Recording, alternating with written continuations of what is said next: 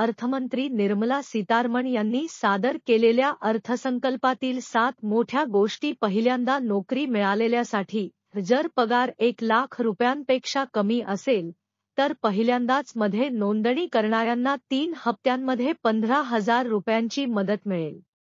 शैक्षणिक कर्जासाठी ज्यांना सरकारी योजनांचा लाभ मिळत नाही त्यांना देशभरातील संस्थांमध्ये प्रवेशासाठी कर्ज मिळेल. सरकार कर्जाच्या 3% रक्कम देईल.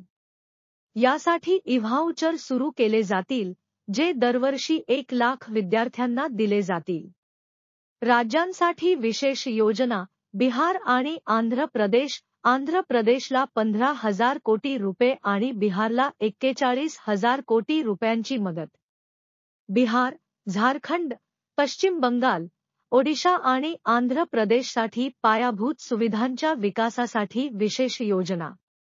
शेतकऱ्यांसाठी 6 कोटी शेतकऱ्यांची माहिती रजिस्ट्रावर आणली जाईल. 5 राज्यांमध्ये नवीन किसान क्रेडिट कार्ड जारी केले जातील. तरुणांसाठी मुद्रा कर्जाची रक्कम 10 लाखांवरून 20 लाख रुपये झाली.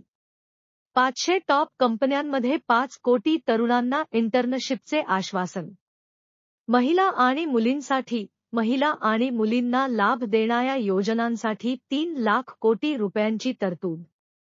सूर्यघर मोफत वीज योजना 1 कोटी घरांना दरमहा 300 युनिटपर्यंत मोफत वीज.